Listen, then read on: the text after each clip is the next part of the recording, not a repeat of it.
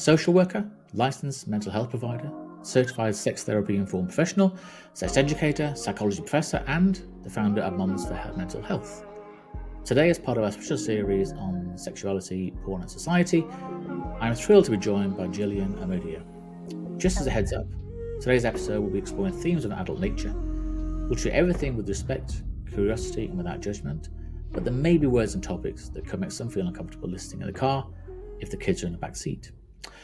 If all those hats I've already mentioned weren't enough, Jillian is also an author and freelance writer, as well as a yoga, mindfulness, and empowerment teacher based in the Annapolis area. Jillian's work focuses on mental health advocacy and education, aiming to empower individuals through mindfulness and informed understanding of their bodies. Jillian's current manuscript, Powerfully Prepared, an informational guide to understanding your body, takes a holistic, interactive, mind-body approach to modern sex education. It covers topics that are excluded from traditional puberty preparation books such as gender identity, neurodivergence, disabilities, mindfulness, body positive, and diverse family structures. It's almost hard to know where to start. There's a lot of things to ask, but first of all, thank you so much for joining us. And the first thing I really have to ask, I guess, is what's your background? What was your early life like? What helped create the person that's joining us today? Yeah. I grew up in a very conservative home. I was raised Catholic, and I had loving parents, loving grandparents, siblings. Really can't complain too much. But what I came to learn as I kind of emerged into my teenage years and then definitely my early adult years was that my understanding of sex, sexuality, gender, sensuality, and being this like multifaceted being was very warped and very oppressed. This topic that you brought to me is really a passion of mine because we don't think often enough how impactful topics of sex and sexuality are on every area of our life. It's not just a topic that's discussed in the bedroom, and it's not just a topic that impacts our relationships. It really impacts our sense of self and our sense of purpose and our sense of belonging and our sense of comfort and understanding of who we are. So for me, I found that the shame and the stigma and the lack of information I had surrounding sex, puberty, menstruation, reproductive health, it really made me feel like I was gross or wrong or disgusting or dirty or condemned to hell if I thought about sex in any way or my body in any way. And it really led to a deep, dark depression that I didn't understand for a while. So, once I started exploring these topics more as an adult, a lot about my childhood started to kind of fall into place and make sense. And I also had this fierce desire to educate my own children differently than I was educated on these topics. And then also make sure that there is access to inclusive, honest, and truthful information on these topics for youth and adults, really. It's really sad you had to go through that, but I guess positive that you're determined Mhm. to take that and say, okay, well, that's my experience. It shouldn't be anybody else's experience. And Yeah. it is a real anomaly within society. The two things we don't get taught or learn much about really are sex and sensuality and Mhm. finance and economics. So Yeah. how to balance our life, how to be financially robust, and how to have Yeah. a Yeah. fulfilling relationship. It's extraordinary. We learn a lot about, I don't know, chemistry and physics and woodwork or whatever, but those things that actually life things, Yeah, it's we interesting because just it's don't. it's basically how do we get here and then how do we survive, right? And we're Yeah, not really which I think taught are pretty those. important. Yeah, Uh, it is. It yeah. is. And I've always thought you sort of talk about in your website about being a social worker and some of the Mhm. challenges that brings. And I've always thought that must be almost a calling in a way. So it must be Oh, such an incredibly difficult job 100%. that have so many lows and you hope some highs. But I just what made you lean into that area? Yeah, I think part of it is, like you said, some of it is just a calling. Some of us are Mm, born helpers and born empaths, and we see the hurt in the world around us, and we want to, in some way, be a salve for that hurt. And then some of it is just, in a way, parenting my inner child. What did I need when I was younger? Or even parenting my inner budding adult. What did I need when I was emerging into adulthood that maybe I didn't get? And how can I provide that to others so that generational trauma doesn't exist, or generational trauma is at least challenged, or that mm, societal issues don't go unchecked? The thing I love about social work is that. It's so much more than either just clinical practice or policy. It's really about understanding nuanced social issues and the infrastructure of our society and the issues that kind of continue to pop up, and how are we as people and as humans and citizens responsible for creating change. um, and social workers kind of, we get to be that driving change, and we get to be that driving force, not only with individuals if we're in clinical practice, but also with society in a broader sense if we're in policy or getting involved in community initiatives, and really just creating social change by bringing awareness to issues and setting plans in motion and holding people and organizations accountable for the change that needs to happen and take place. what a fabulous thing to do. Hmm. And I think it's sort of where the rubber hits the road, I guess. That's a Hmm. UK expression, but you hear a lot of things that politically at a very high level being talked about. You know, money here, money there, not money here, not money there, doing things, changing things. But actually, it's down to people, it's down to you, it's down to all of us to make those changes happen. Just Yeah. because they're talked about, they don't change. And we talked before we even started recording about how society's changing so rapidly and needs people to understand really what it's like on the ground, not Mhm. from a sort of ivory tower, whether that be politically or from a business perspective, for sure. Oh, yeah, it's very easy from a wide lens perspective to look at an issue and go, "Oh, well, here's a simple solution." But when you're on the ground and you see the more nuanced sides of things, and you start to get to know the people who are suffering and the people who are struggling, and the reasons why people feel the way they feel or think the way they think, you really start to understand that really not many things in life are black and white. There's a lot of gray area, there's a lot of nuance, and there's a lot of humanity at the center of every topic discussed. Yeah, 100%. And a big part of what you do is obviously giving a lot of yourself Mhm, to other people. I mhm. just wondered, how do you look after yourself to make sure that you're physically and mentally in tune, energized to be able to do all of this stuff?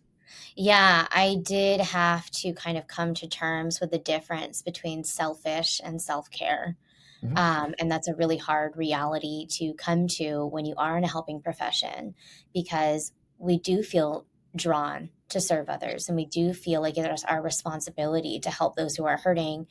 But we can't lose sight of the fact that it's our responsibility to help ourselves, Yeah. and take care of ourselves too. And we are no good. It's the same thing I tell parents. Like, you're no Mhm. good as a parent if you don't take care of yourself. You know, you can be the best mom in the world, but if you're not taking care of yourself, you're going to crash and burn. You're not going to be there for your children. And it's the same for those of us in helping professions. If we don't pause and ask ourselves, what am I doing for me? Um, how are we going to make sure that we're sustainable, that our career is sustainable? So, I mean, I do lots of things for myself now. I take dance classes and I get my lashes done, and I joke that I get my Botox because it makes me a better therapist, because my face can't react when I hear, wild things. I have a treadmill in my office that I use between sessions if I just need to get some movement in my body. I eat healthy and intuitively. If I want a piece of chocolate, I'm not going to deprive that of myself, but I also know how much protein I need in a day to feel energized and awake and alert. So, yeah, I just listen to my body's needs, and I listen to what makes me happy outside of my career. What do I want? What do I want to experience? And for me, that's just experiencing new things. So, I'm always finding random classes that people are like, that is so weird. What are you, why are you doing that random class on calligraphy? And it's, I don't know. Mhm. It's something I've never done before. Am I good at it? No. But was it fun? Sure. So. Yeah, just I love all balance. of that, and it is 100%. It's so important to be able to energize ourselves because otherwise we Mhm. can't give to other people. I always think of Mhm. it like when you're on a plane and they talk about those masks dropping down. It's Mhm, like put your mhm. own mask on first before you put the children's on, and it's the Oh, same yeah. thing. You've got to make sure you're full of oxygen Yeah. and full of happiness if you can before you can give it to other people. Yeah. But I wanted to touch on mums about mental health Yeah. and just to understand its mission. And Mhm. Mhm. it's not that you weren't busy already. So I just wondered what it was that drove you to add this to what you already do and Yeah. why it's so important. Yeah, so Moms for Mental Health, it's kind of a peer-to-peer platform, mostly online, where we offer day-to-day support and conversation to people who are struggling, or just need resources for mental health or Mhm. services for themselves or their family. A place for people to feel like they're not alone. And we do meetups and coffee meetups in person for people who are, more central to my location, which is, in Maryland, East Coast of the U.S. But we also do a lot of work with politics, especially local legislation. We've helped push through some different initiatives for suicide prevention and mental health days in schools. But how we came about was really organic and unintentional. I myself have a deep history with mental health struggles. I struggled intensely with depression and anxiety as a teen. Um, I have talked extensively about my battles with postpartum depression, which really, at one point, nearly took my life. Um, and I also have a child who has some pretty substantial mental health struggles. Unfortunately, we're at a point in our life as a family where everything's pretty stable right now. We've got great resources and great things in place. But what I found as not only a mom who was struggling with their own mental health, but also as a mom of a child with mental health struggles, the avenues that were available to actually talk openly without judgment were very slim, if not non existent. People always say, "You can talk to me." And if you want a listening ear, I'm here, or, "Oh, I won't judge you. Whatever it is you have to say it."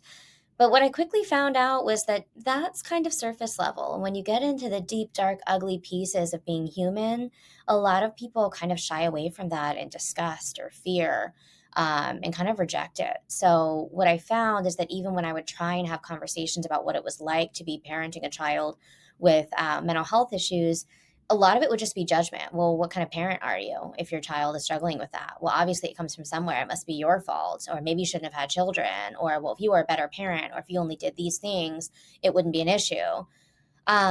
So I kind of began to feel like I had to retreat within myself and suffer in silence and paint this picture on the outside that everything was fine, while on the inside, my family was breaking apart. Um, Moms for Mental Health started by me just kind of reaching out a little bit vulnerable, and just saying, "Hey, is anyone else struggling with either their own mental health or maybe the mental health of their child? And if so, would you like to just meet for coffee, just to talk, just with somebody who gets it?" And I had maybe about 10 people respond on this Facebook post, like, "Oh my gosh, I would love to. I'd love to get together for coffee." So I figured, kind of like a party when 10 people RSVP, maybe two will show up, you know? So I sat down for coffee, and I think maybe 12 or 15 people showed up at a Starbucks. And I was like, oh my goodness, okay, that's 15 people. Great. And to me, I thought, okay, well, this group of 15, maybe we'll just meet for coffee once a month. And I started just a small private Facebook group, but those 15 people really walked away feeling like this was something special. And they told a few of their friends, and a few of their friends told a few of their friends, and a few of their friends told a few of their friends. And within 3 weeks, we had several hundred members of the group. Within 6 months, we had, 1,000. And now, a few years in, I think our Facebook page is about 5,000 people, which to some, people will say, oh, that's a really small group. But we keep it intentionally small. More people are always welcome, but it is very much a safe space to discuss deep, dark struggles. Um, our day-to-day group might be relatively small in today's terms where people have millions of followers, but our outreach is immeasurable. Wow, you said a lot there. I did. Um, Sorry, I'm a no, talker. no, gosh, no, no. Thank you for sharing all of that. I mean, it's Mhm, yeah. I have very similar views to you, and I think that's mhm, an amazingly large group of people that want Mm, to get together, need to get together to yeah. have those discussions. So I'm sort of, I guess, not similar, but I have had depression for the last, I don't know, 35 years or so. Been medicated, had this, had psychiatry, psychology, talking therapy, all those sort of things. Mhm, mhm. And I found latterly, in the last few years in particular, really, I think the best thing you can do is to talk about it, Oh, yeah. but to talk about it in a way where where somebody doesn't say, "Oh, you should just get more exercise. You should just sleep Mhm. better. You should eat better." Ah, right.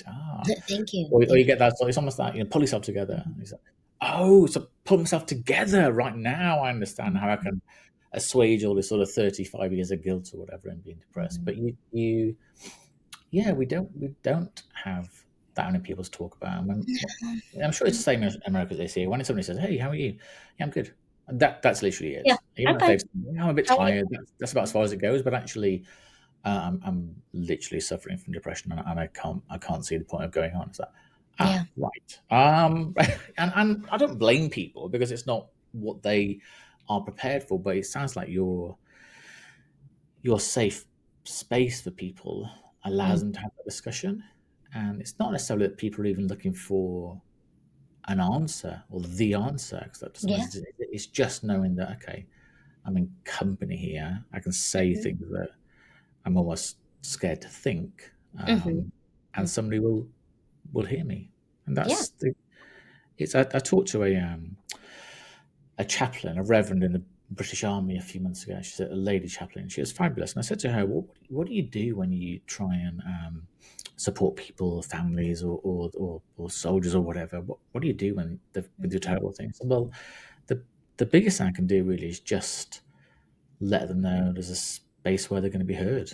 mhm. I can't give an answer. I can't solve their issues, but I can be there to listen. And I think that's one of the it sounds so simple, but Mm. as a society, we're so busy with everything. We interact so much online, and we don't necessarily truly listen.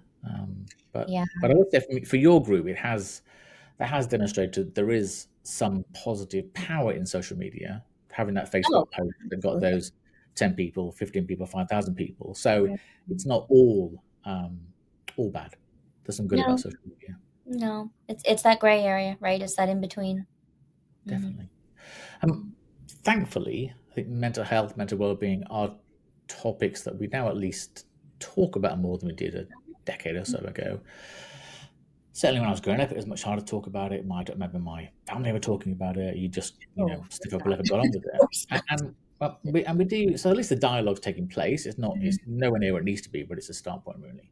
But one of the things that I don't hear talked about still is the impact of mental health, things like easy access to mhm, pornography have on young people. So I think mhm. the average age that a boy accesses pornography now is 11, Yeah, very way before they have an understanding of what relationships are, what sex is all about. And I just young. wondered how you thought that might affect people's mental well-being or their views on relationships and life Yeah. in general. So I want to start by just clarifying that again, pornography and the sex entertainment industry is not all bad. No. And it's not all good, right? It's just like almost any other topic we'll discuss. There are negative things about it because it's a man made industry and we have a really great way of messing things up when we want to. But it also has some very beneficial things about it. So before we even get into that discussion, I don't want anyone to listen and be like, oh my gosh, she's going to say it's terrible.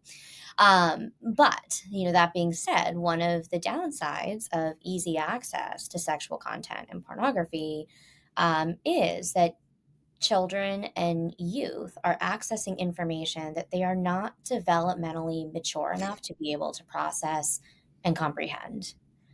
And what this can do is, well, it can instill shame and confusion, especially if they don't have a safe space to discuss what they've seen.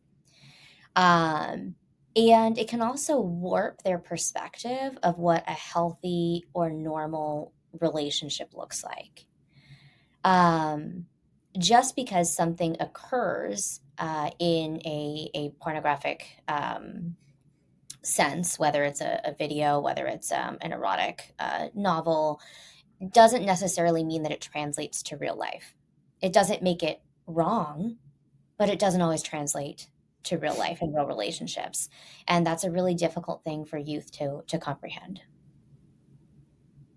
Yeah, I think one of the comparisons I would make is that it's great to have a glass of wine after dinner, or have a few shots at the weekend when you're going out, but wouldn't necessarily want an 11-year-old to have that.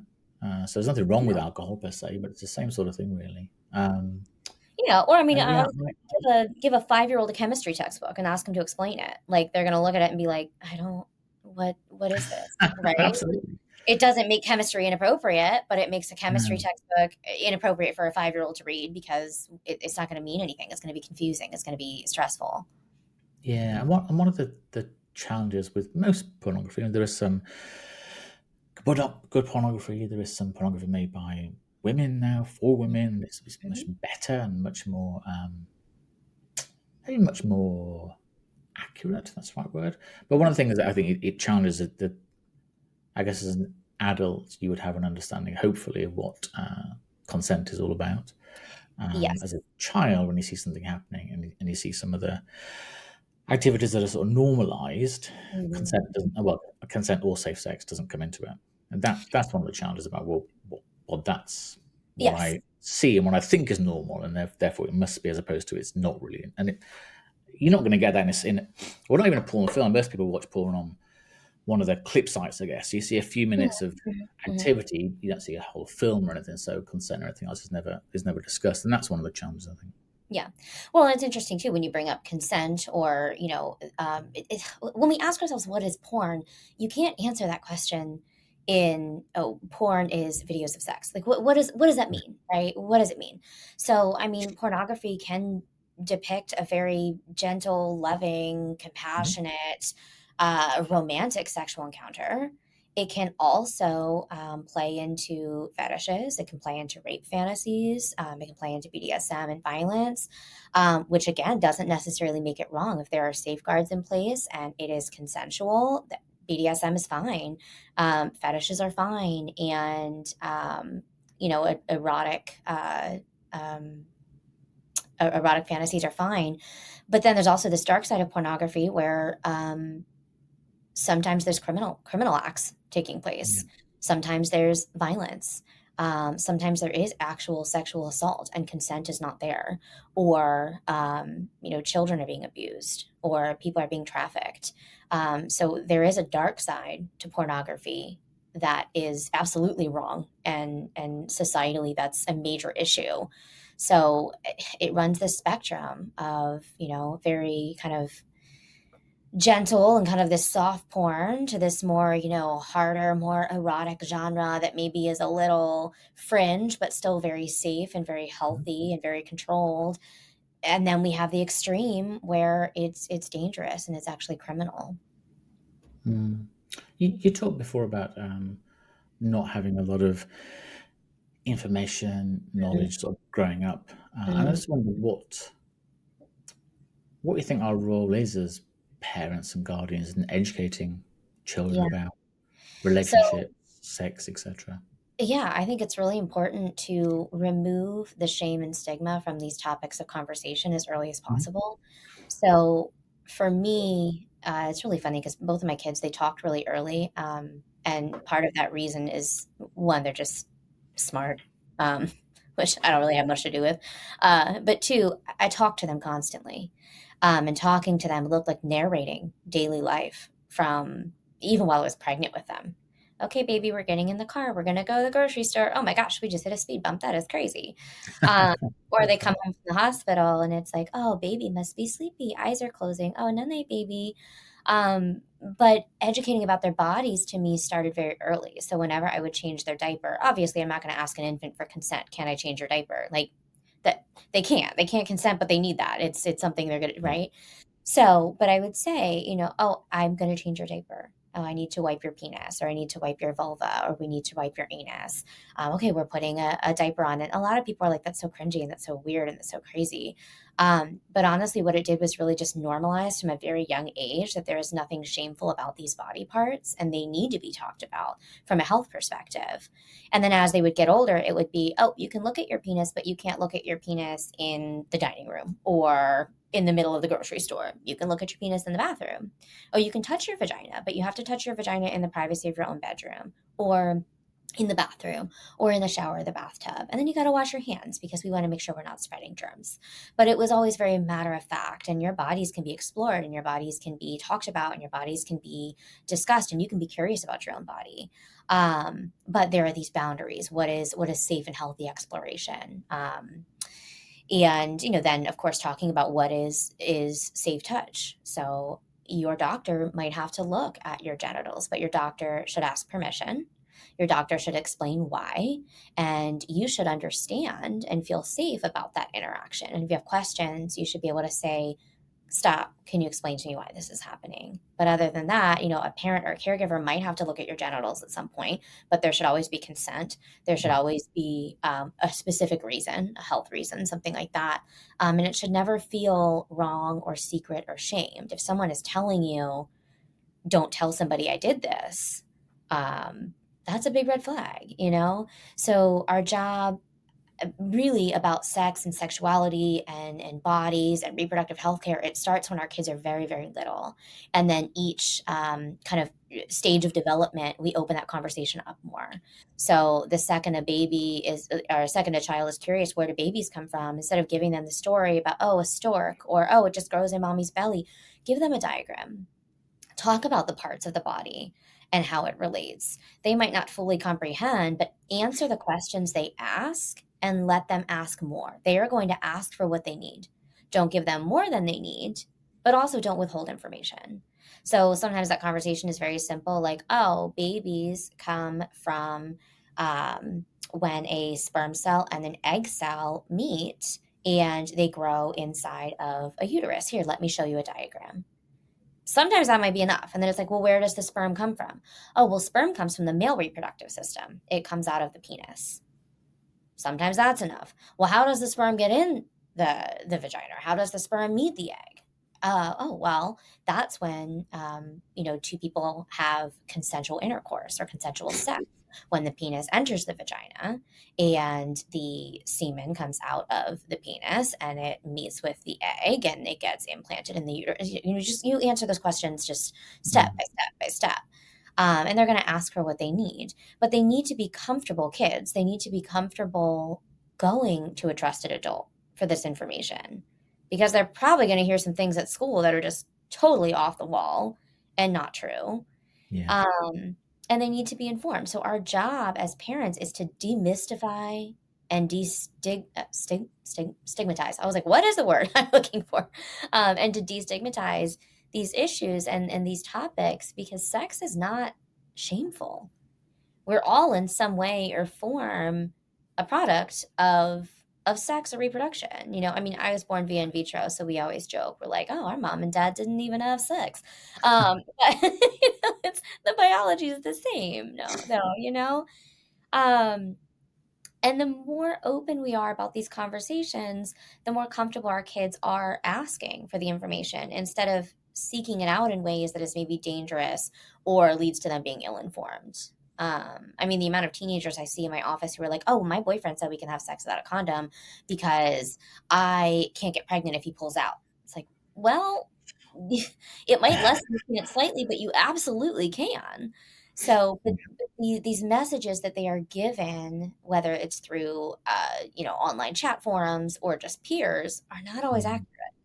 So our job as parents is to really offer a safe space for open discussion where no topics are off limit.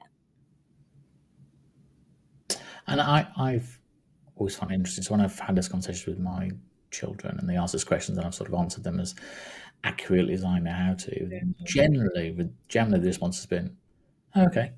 They got something else. Right. It's not, They're like, all you right, think, thanks for telling you me. sort Yeah. of, I got myself built into, oh my goodness, what they're going to ask next? And they're going to be, it's not, no, they sort of said, well, yeah, where do babies come from? Okay, we explain, like you said, No, yeah. explain. As a parent, we tend to be much And more we say, involved. oh, okay. Oh, it's just something else. It's just like asking, yeah, I don't know, some other question. They just want the knowledge, really. Right, they want the knowledge, Not and that's all purpose, it but is knowledge, yeah, and just because we tell our kids something does not mean they're going to go do it. So, a yeah, lot of the older line of thinking is, "Oh, if we tell our kids about sex, they're going to go have sex." No, if we tell our kids about sex, they're going to be informed about what safe sex is if and when they're ready. yeah, So when I educate my kids about sex, and my oldest is 13, I am not telling her that at 13 years old, she should be having sex. I'm telling her at 13 years old, and as someone who menstruates, your body does have the ability to become pregnant. And that is something you need to know because there are very real consequences to having sex, not just physical, pregnancy, STIs, but also emotional, yeah, feelings of shame, confusion. Was it consensual? Was it coerced? Did you actually know really what you were consenting to? Um, but my 13-year-old has, no intention of going to have sex just because we talked about it. yeah, In fact, the idea kind of still horrifies her. But, yeah, but the knowledge is there and it took the fear out of it. There was a time where she was very afraid of sex because of what was being talked about at yeah. school. And I don't want to get pregnant. What if I look up at a boy and get pregnant? What if a boy touches me and I get pregnant? It's like, well, that's not how this happens. That's not going to happen. So let's take that fear away. And how do we take fear away? By giving knowledge. Absolutely. And that's one of the challenges now, I guess. There is so much information, I won't say knowledge, information out there that Mhm. is misinformed and misaligned, and like I say, able to be shared in such a rapid way nowadays. But Mhm. it is important that people know, yes, you can get pregnant the first time you have sex. You Yeah, can get pregnant when you absolutely. have sex standing up. You can get all the things that you might have sort of bizarre rumors. Oh, it's okay. The first time doesn't count. I think pretty Yeah. much will do. Yeah. So that those are all good. And how do we?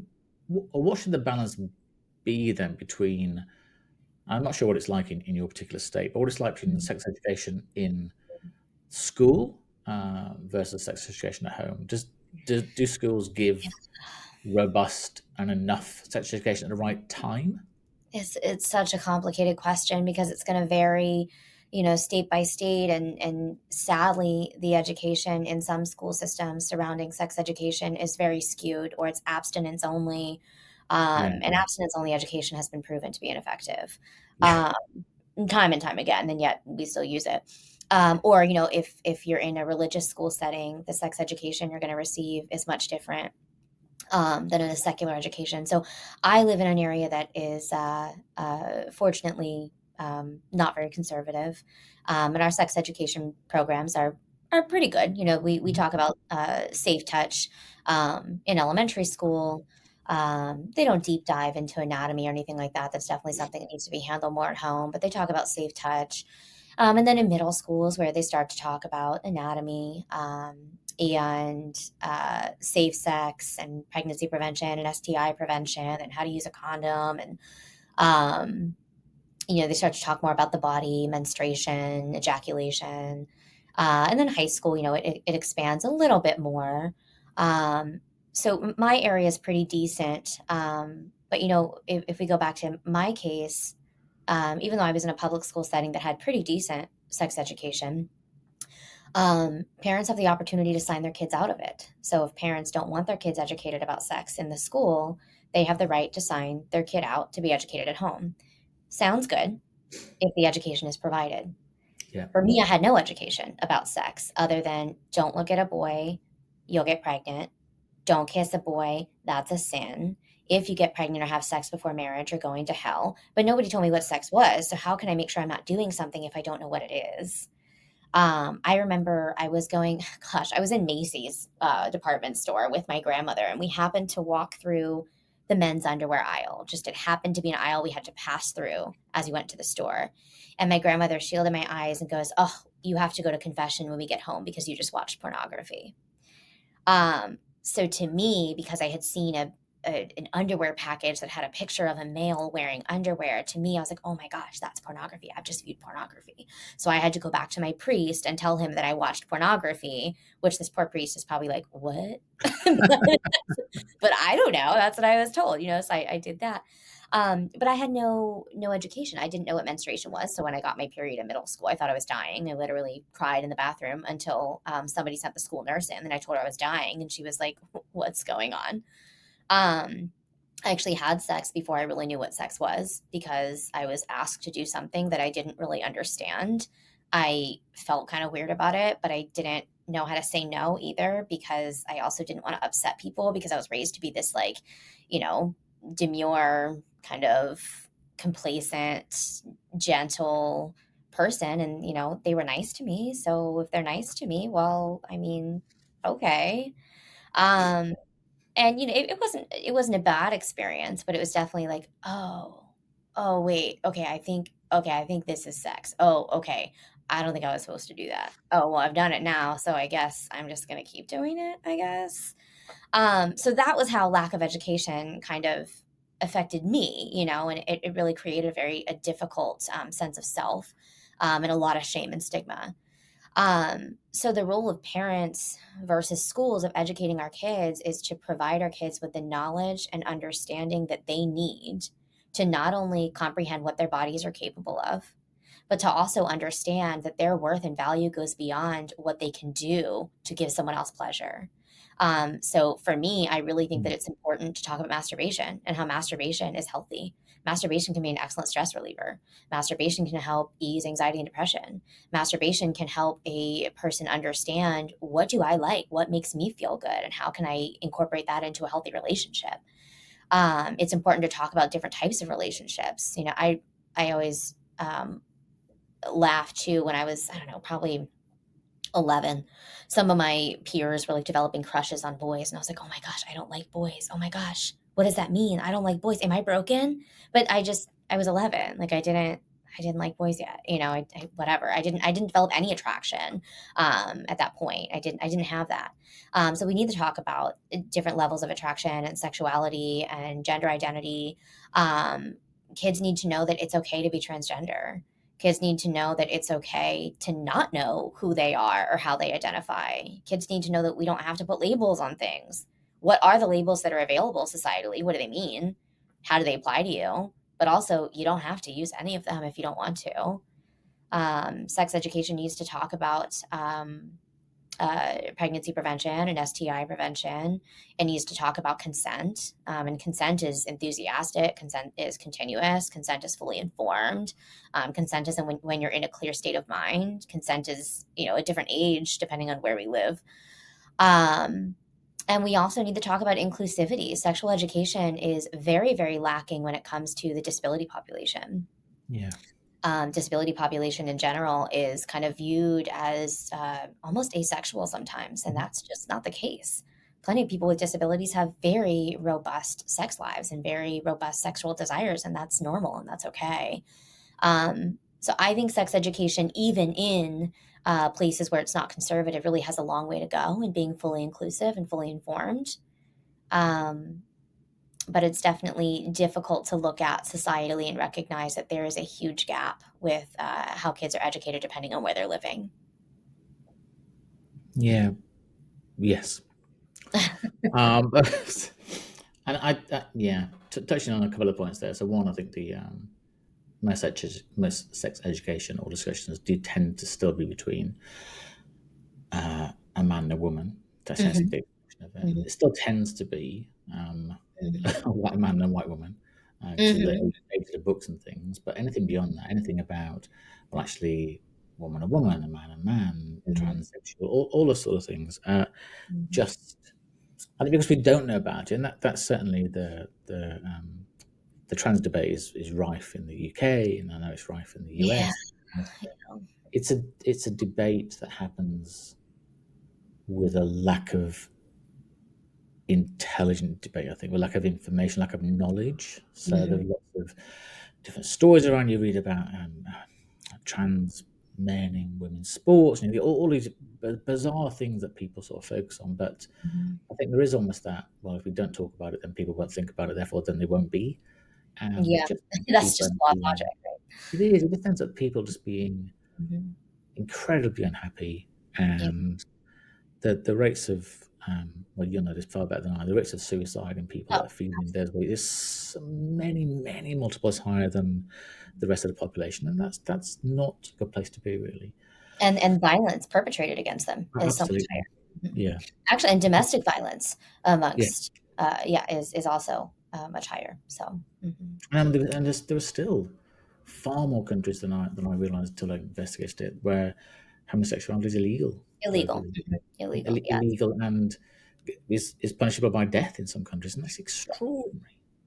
Well, and Absolutely there's this extraordinary. odd sense that if something makes me uncomfortable, that must mean it's wrong for everyone, and that's Yes. just not factual. It's No. just not factual. No. And then I talked to a sex coach last week, and she was talking about masturbation or sort of self Mhm. pleasure techniques, and she was saying it's one of the challenges because when we were younger, typically, and in her words, we'd quickly rub one out, or we'd quickly do it with Mhm. the doors closed, hunched over. Oh my gosh, make sure nobody's coming Mhm. in. Quick, quick, Mhm. quick. And she said it's really important that people learn to develop a sort of self pleasure technique that Yes. relaxes them and empowers them and just fills them with light in a way. And it's because the act has always been about, well, typically has been about the result as Mhm. opposed to the act itself Mhm. is about the Mhm. pleasure, isn't? Yeah, I thought it was really interesting about how she's, yeah, check it out. That's something that's sort of hidden and nobody ever talks about. And it's quick, quick, quick, and before anybody comes in, always on your own. It's in the dark, and yeah, bring it to Yeah, something and it that you shouldn't can be. have It should control be over. this experience of figuring out who you are and what you Yeah, like and what turns you on and what feels good, and it should be a very self-pleasurable, enjoyable act, not this like, "Oh my gosh, I have to do this as quickly as possible and as quietly as possible and as secretly as possible." So, yes. yeah. Yeah. Hmm. I wanted to ask about your upcoming book. Mhm. So, Powerfully Prepared, Yeah. an informational guide to understanding your body. Yeah. Firstly, but you know this, I know, it's not an easy undertaking to write a book. So, why did you feel compelled to write it? How Yeah, is so it? this How is it developing? When can the I order it? And what are the key messages you want to get across? Yeah, it's currently with my literary agent. Oh, fabulous!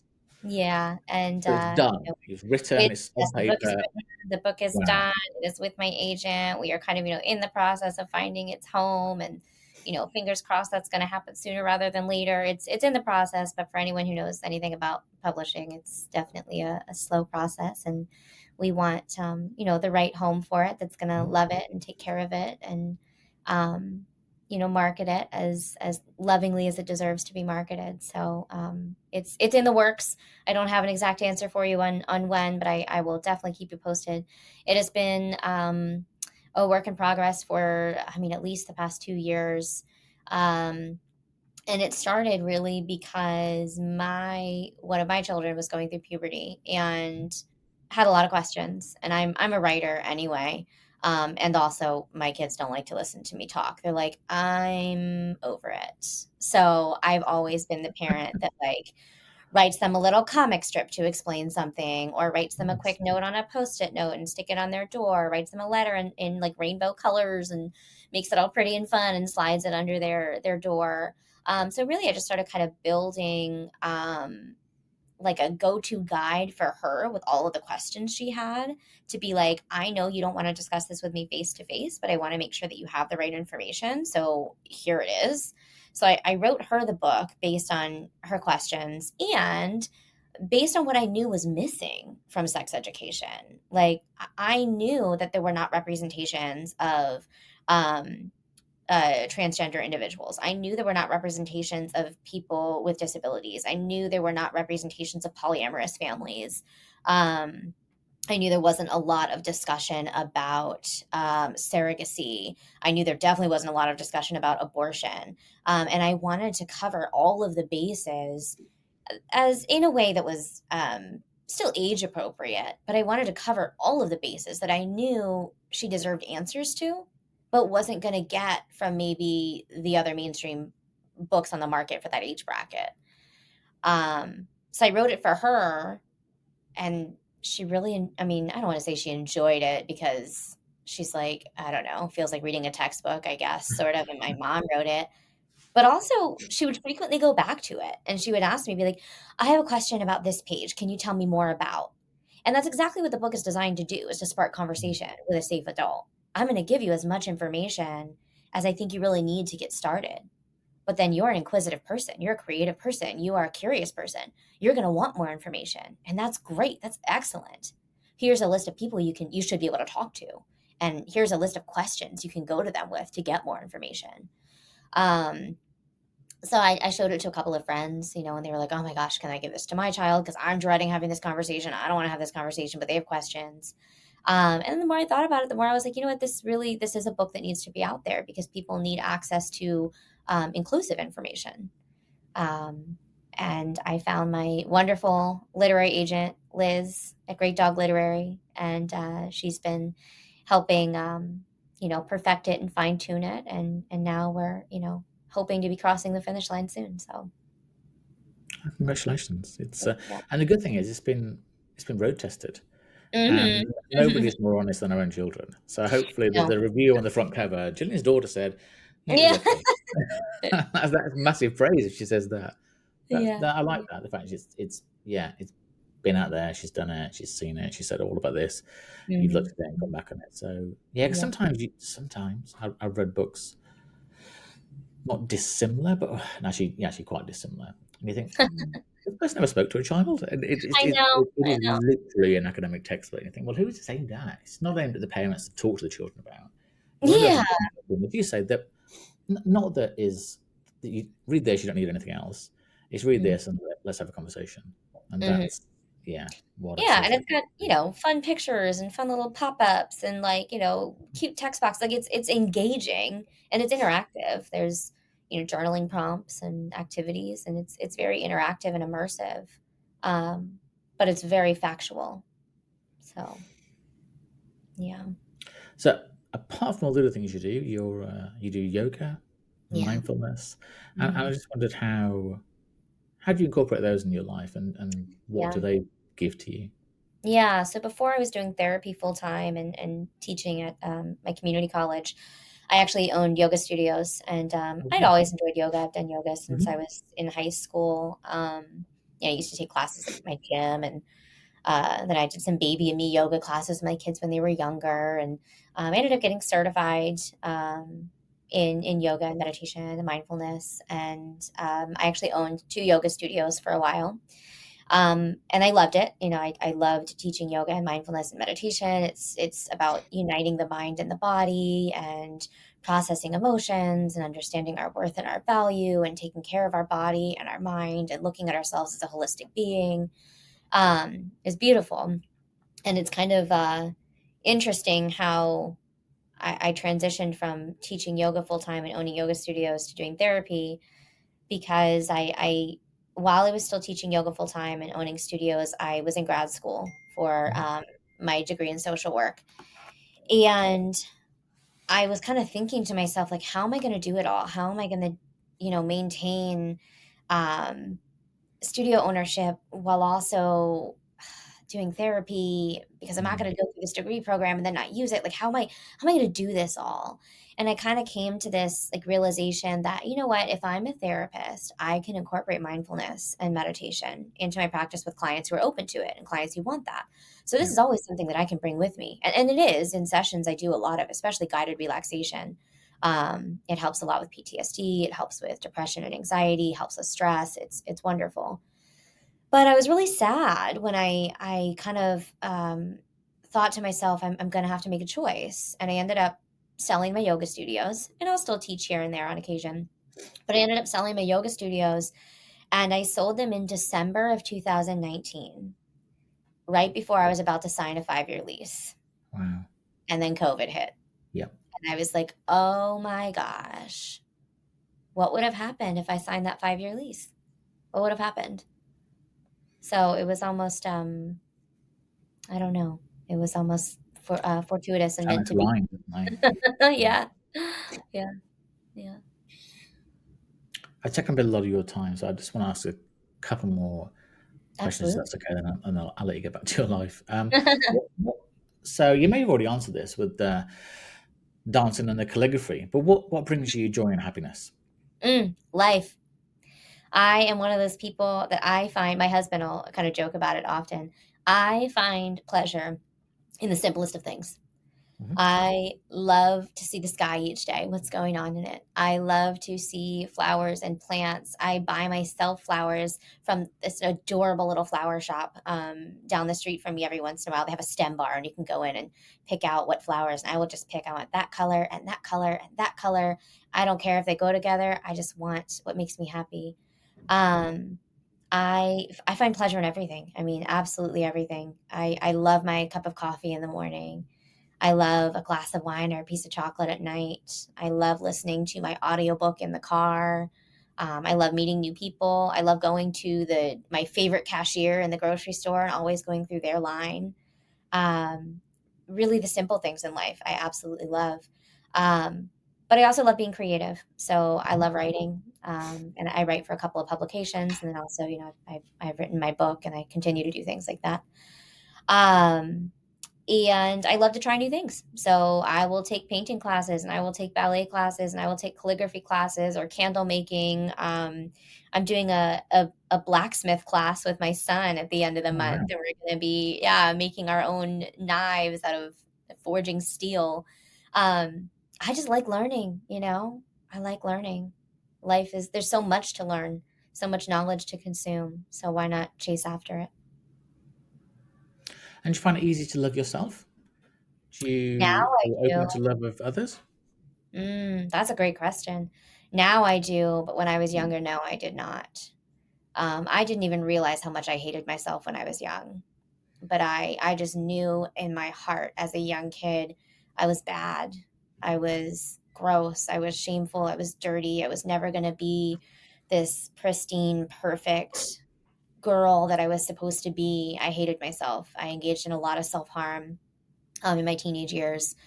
Um, Even in my early days of motherhood, I had my kids young. My first child, I was 21. I got married at 18. That's a whole nother story too. Which I love my husband. We've been together since we were 15. It's great. Mm. But yeah, I got married at 18. I had my first child at 21, my second at 25.